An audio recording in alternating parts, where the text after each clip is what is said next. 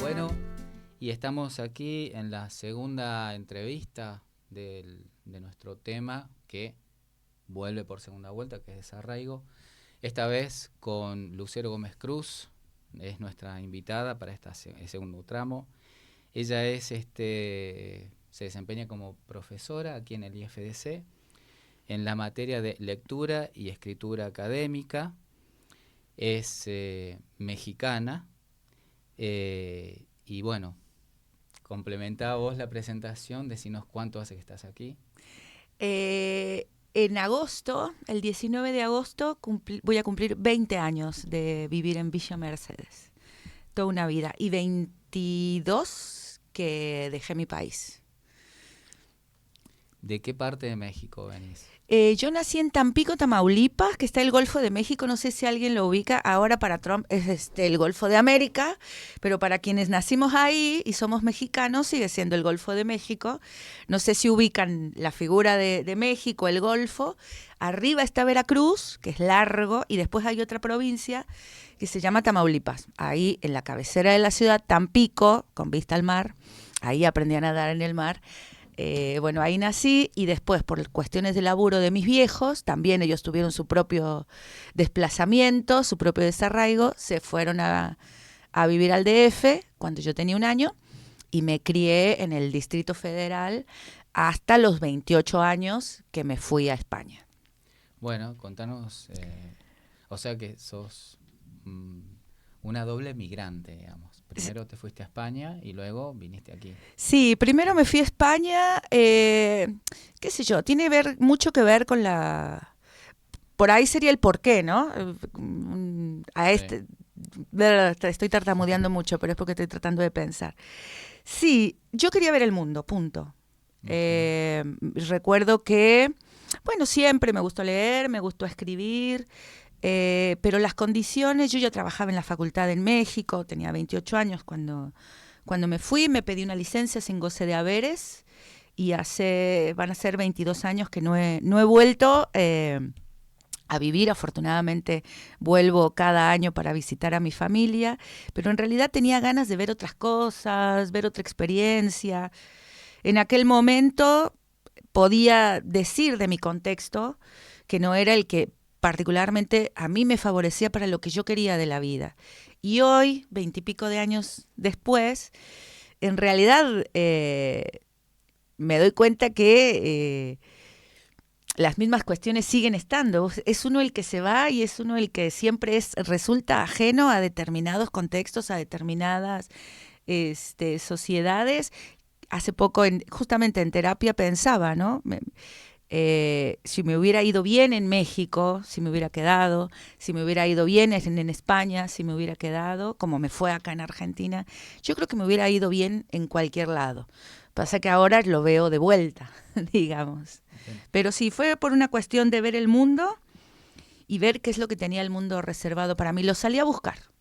Bien.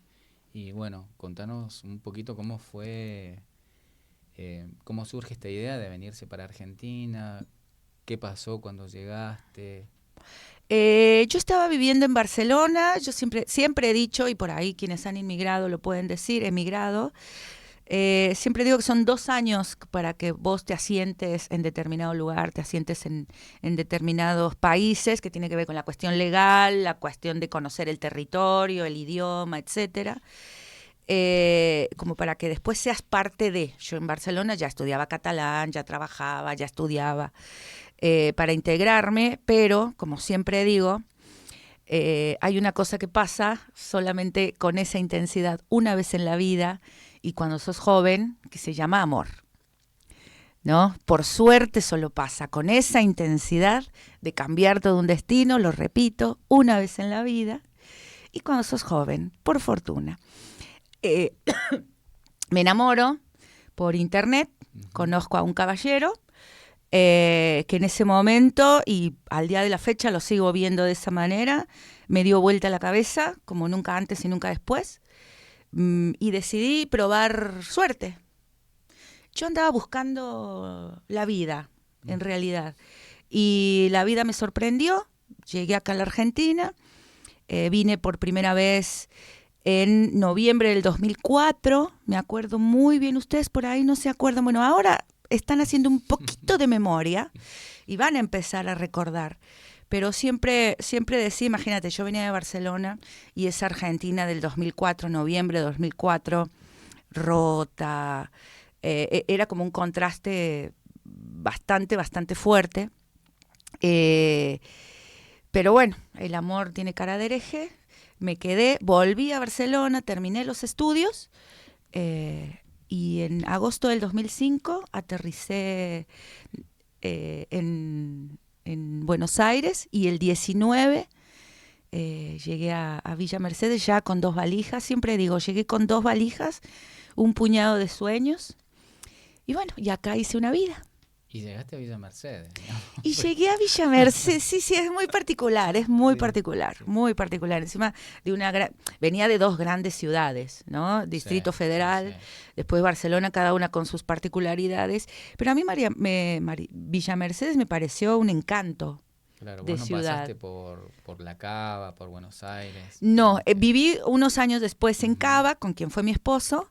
Ya antes había conocido, antes de llegar a Villa Mercedes, porque yo en realidad andaba de paso por la vida, o sea, como te puedo decir que me enamoré, en realidad yo me enamoro de este señor ya estando acá, porque nos conocimos por internet.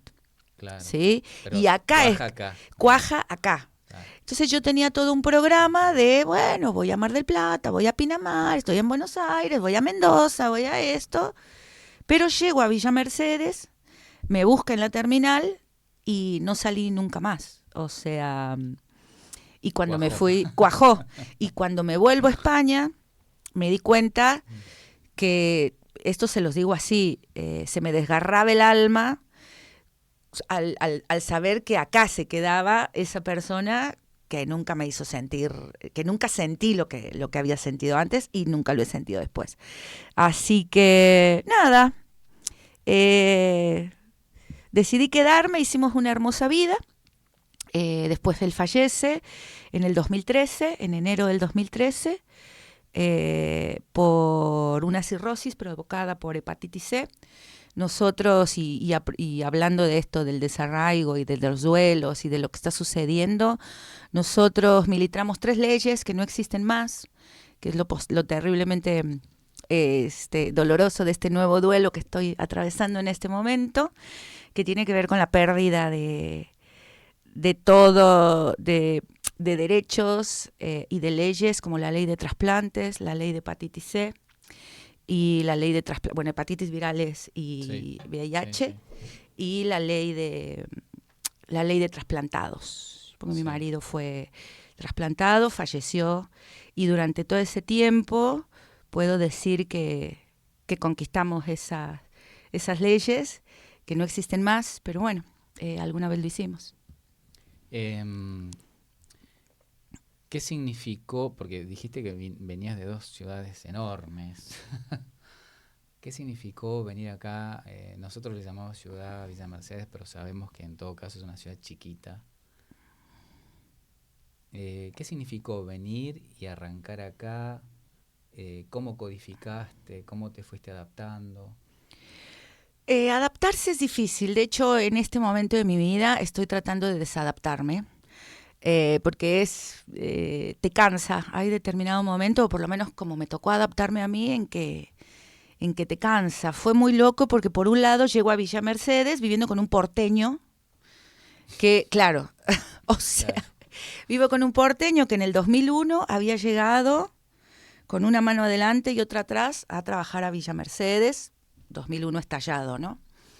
Entonces, claro, mi primera socialización fue hablar en porteño, claro, ¿no? Entonces es como que lo tenía muy mezclado. Es que hablo chuncano. Y después el candor de la ciudad. A mí Villa Mercedes me encantó siempre. Salí a caminar. Me acuerdo que me perdí a la altura del Colegio Nacional, pero miré ese edificio y dije, es una preciosura. Poder caminar, ¿no? Poder desplazarme. poder tocar el timbre en la casa de un amigo, hacer 10 cuadras para ir a un lugar, 20 cuadras para el otro. Me pareció muy encantadora Villa Mercedes. Sí, bueno, como todos, primero empecé trabajando de lo que fuera, ¿no? Porque ahora justo que está de moda el tema de las leyes migratorias, bueno, no cualquiera puede radicarse en el país ni trabajar así nomás. Yo no me quería casar, esto lo cuento así, yo no me quería casar. Jorge, que así se llamaba mi compañero, tampoco se quería casar, pero no había otra alternativa. Yo venía de España, trabajé en un local de ropa, y por supuesto que todo laburo es digno, pero yo venía con un título español y con un título mexicano y quería insertarme a... Claro, quería laburar de lo que quería, claro, desarrollarme profesionalmente. Le puse esto ya es muy íntimo, le puse una advertencia porque ninguno de los dos creía en el matrimonio. Ajá. Pero la única manera para que yo pudiera ver si valía la pena jugarse por eso, por esa vida, fue casarme. Y nos casamos. Y ahí ya tuve los papeles y empecé a trabajar en el secundario, como suplente, haciendo la carrera. Yo me acuerdo que en aquel momento solo decía, por favor, lo único que quiero es tener las mismas oportunidades que todos, porque estuve 2 años hasta que arreglaba la cuestión de los papeles, de la documentación, tener DNI. Yo lo único que pedía, tanto en la Junta de Clasificación, en donde fuera, era tener la igualdad de oportunidades que concursar que cualquier otra persona. Y ahí comenzó hace 15 años justo, comencé a trabajar en el secundario, y de ahí no paré, digamos. Y en todo ese devenir, porque vos viniste con con quien después fue tu marido, ¿cuál era o dónde encontraste aquí en la localidad un grupo contenedor? Yo tuve la suerte de caer siempre lo digo, en un hermoso grupo de gente que hacía actividades culturales, gente de la cultura. Jorge era una persona importante de la cultura, era músico, rockero. De modo que cuando yo llegué tenía amigos que eran parte de ese mundo, ¿no? Que además es el mundo que después yo misma construí, que era el mundo que en realidad estaba buscando. Y nos hicimos de unos muy buenos amigos. Pero claro, al principio son tus amigos son los amigos ¿no? Hasta que de a poco me acuerdo que siempre eran los amigos algunos los conservo todavía, muchos, viste, como en todas las separaciones o cuando un matrimonio, por una pareja, por cualquier razón, se desarma, bueno, hay vínculos que no continúan más y uno construye los propios, claro. Pero por ejemplo estaba amigos con quien acabo de whatsappearme, por ejemplo, estaba la gente de la librería, Carlos Cabrera, Sonia Álvarez, ahí comencé los talleres de literatura para niños, lo que después se convirtió ya en una carrera, gente que me abrió las puertas, Verónica Bailone, Luisa Ceruti, te puedo... siempre que lo digo, ¿no? El propio Negro Leguizamón, me acuerdo, siempre que lo digo le voy a agradecer, Patricio Torne, porque me abrieron los micrófonos, me abrieron la posibilidad, me abrieron la confianza. Era esto, un puñado de ilusiones, un proyecto, la compañera ¿no? Y confiaron en mí y gracias a todas esas puertas es que pude hacer lo que hago. Claro, te dejaron anidarte. Me dejaron anidar. No. Me quedé por ese colectivo. Incluso cuando fallece Jorge, mi madre vino, qué sé yo, y obviamente toda la familia estaba esperando que yo volviera a México. Claro. ¿No? Yo tenía 38 años, a punto de cumplir 39, y todo el mundo estaba esperando que listo, ya está, se acabó la aventura. Claro. Pero estaba ese colectivo, estaba esa gente, estaba esa vida, estaba esa vida que también ya era mía, que yo ya había construido a mi manera, y sobre todo estaban esos amigos que hicieron de Villa Mercedes un hogar para mí. Digamos que, ¿dirías que tu red de vínculos se amplió? Teniendo todos, los de México, los de Barcelona. Sí, soy muy Sí. afortunada. Soy muy afortunada porque a Barcelona vuelvo cada que puedo, cada 2, 3 años, paro en casa de mis amigos, nos escribimos, nos mandamos mensajes, estamos al tanto de todo. eh, Se mueven, se movilizan para cuando voy, me dejan sus casas. Y en México ni hablar, o sea, con México me pasó algo muy, muy particular, eh, y lo tengo muy presente, porque yo me tuve que ir, porque yo tenía esta necesidad interna de buscar y durante muchísimo tiempo me negué a extrañar.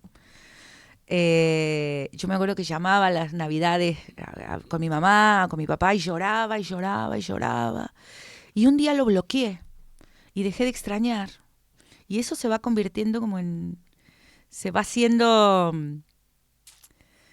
como una suerte de hueco. No me permitía extrañar porque siempre que yo reconocía que estaba extrañando, me sentía débil, que sentía que no podías seguir acá. No sé, son Sí, como muchas sí, sí, cosas que sí. uno va viviendo. Hasta que un buen día dije, listo, voy a extrañar, Lo voy eh, a dejar ser, lo voy a digamos. dejar ser y el día Claro. que quiera llorar porque no porque quiero llamar a mi vieja o porque quiero comer algo. Y eso me pasó, vos sabés, después con el fallecimiento de Jorge. Yo creo que son las etapas de la vida que el atreverse a extrañar a una persona, a un país, eh, hace que de una u otra manera no estés lejos, aunque no esté. Es raro. Te Es raro. entiendo, sí.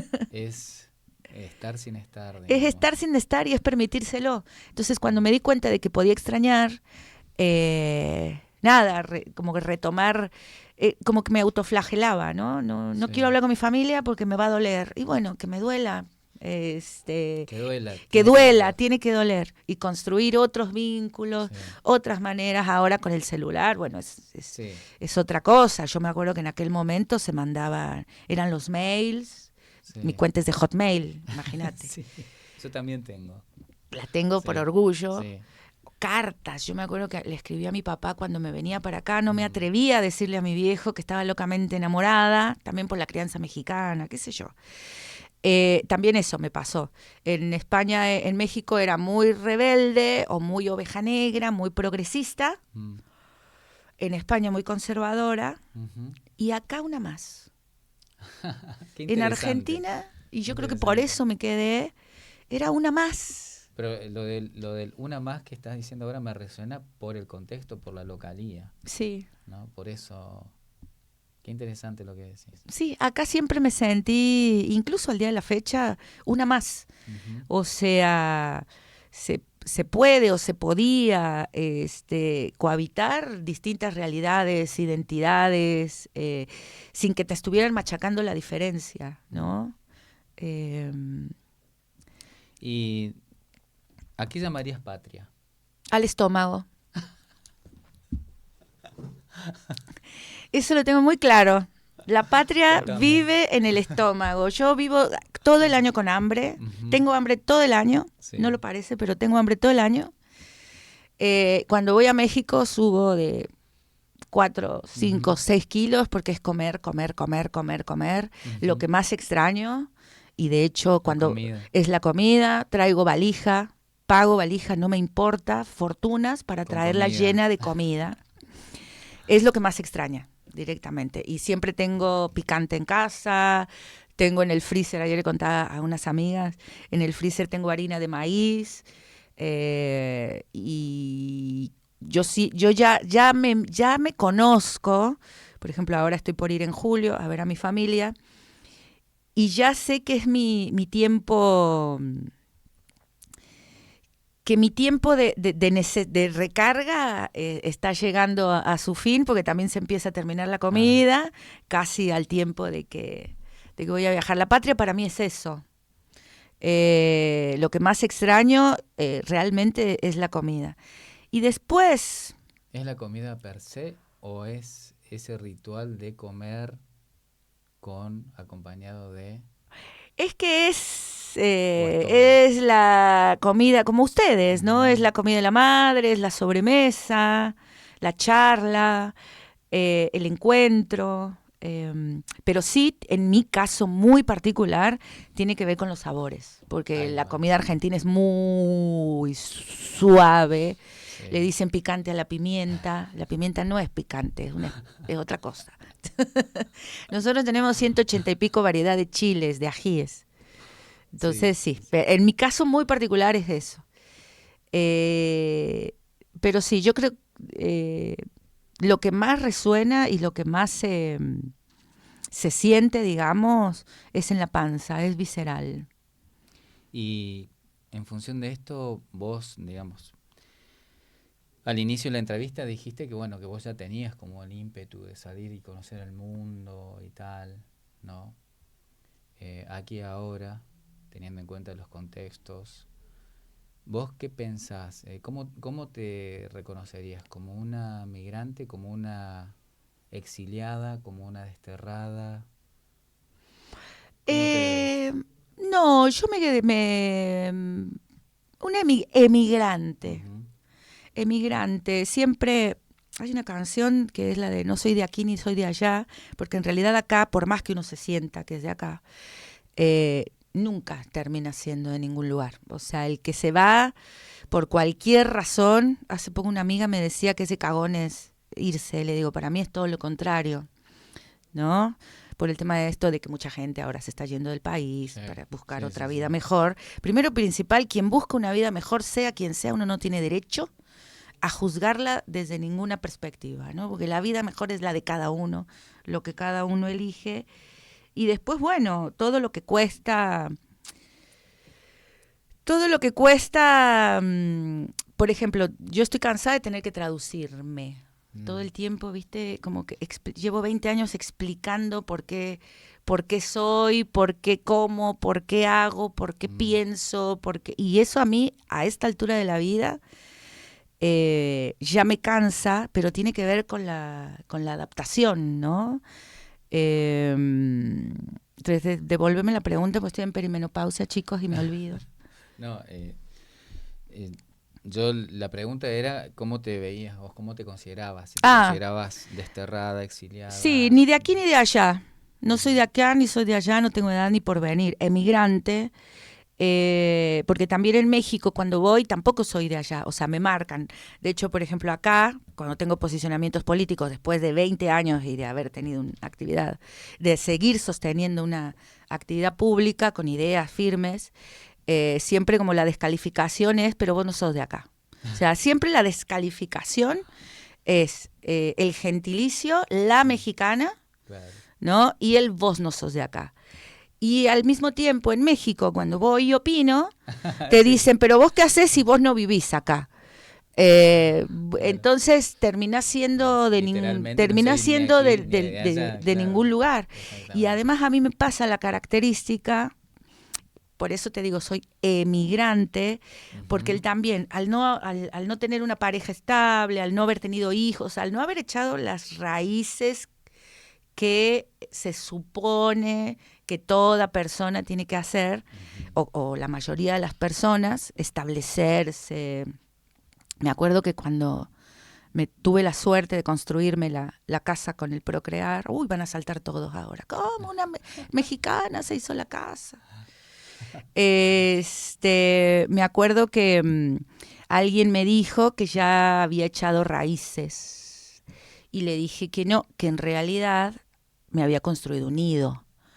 Es muy distinto, Es muy distinto. es muy distinto. Entonces, eh, cada uno emigra por distintas razones. En mi caso quería ver el mundo, quería ver si se podía vivir de otra manera, no ni siquiera una manera grandilocuente, sino intentar vivir de la manera que a mí se me acomodara, la manera en la que yo quería. Por eso te decía que acá me sentí una más. Porque Argentina, hasta hace año y pico, era el país, realmente el país de la libertad, ¿no? Después pasó lo que pasó. Después pasó lo que pasó. Eh, ¿Podemos decir que tenés como raíces más amplias? Sí, ¿no? Que sí, son raíces que superan fronteras. sí, sí, sí. No, no, ¿O no. te ves más como un ave Me veo como alguien que va y y que viene. puede ir a otro lado? Sí, que me puede ir a otro lado. De Ujú. hecho, por ejemplo, ahora uno de los temas que me están rondando es volver a México, justamente, Sí, contanos. ¿no? Todavía falta, digamos. Yo nunca pensé que me iba a ir. Yo dije que acá me iban a enterrar, que iba a ser mi vida acá, pero viste cómo la vida cambia. Y me acuerdo que en diciembre del 2023, el 10, eh, empezó a rondarme la idea de que quizá esto no era precisamente lo que quería para mi futuro. Eh, me, Me duele profundamente en el cuerpo, en el alma, lo que pasan con los ancianos. Entonces me puse a pensar mi vejez. No sé si esto va a ser muy polémico, pero yo no quiero vivir en un país que golpea a los viejos. Eso hoy por hoy me parte el alma y no es lo que quiero para mí. No es lo que quiero para mí. Mujer, inmigrante, o sea, y encima voy a ser vieja. Son muchas razones por las que yo hablo de esto, yo hablo de en este momento en el que a mí se me instaló la idea, la posibilidad de volver. Y después, bueno, tiene que ver con la familia, tiene que ver con los vínculos. Hoy hablaba con una compañera, no tengo hijos, no tengo pareja. Enamorarme de un proyecto de país, no sé, hay emergentes, pero que 10, 20 años, no sé, ya voy a estar muy mayor. No sé, enamorarme de otro señor, como en aquel momento, Sí. que ya te cambia la vida, o sea, que te transforme una vida. No lo sé, no cierro, no estoy cerrada a ninguna posibilidad. Pero ¿sabes qué me gustaría? Así lo voy a decir así. Volver a México con mi jubilación. Además, yo tengo la pensión por viudez, así que no es tanto lo que necesito. Irme a vivir a Tulum, Ujú. Riviera Maya, volver al mar, eh, poner un centro cultural tranquilo en la playa para extranjeros. Digo Qué extranjeros, lindo. para otra A lo mejor voy yo ahí. gente. Es que sí, van a empezar a caer, allá los voy a estar esperando. Sí, como me quiero alejar ese es mi proyecto de retiro. Ahora, obviamente, tengo 9 años todavía, si no cambiar la edad jubilatoria para trabajar, para construir, pero sí me gustaría, y además eso, al no tener familia, al no tener otros lazos, al no tener otros lastres, digamos, otros vínculos, es más fácil levantar la casa y decir, me voy a tirar las redes al mar. Eso es lo que quiero ahora, ¿no?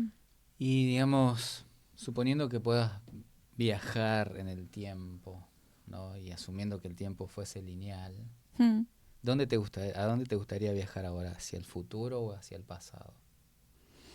Uy, eh, ¿hacia el futuro o hacia el pasado? El futuro me preocupa, no me entusiasma, no quiero ser parte de lo que...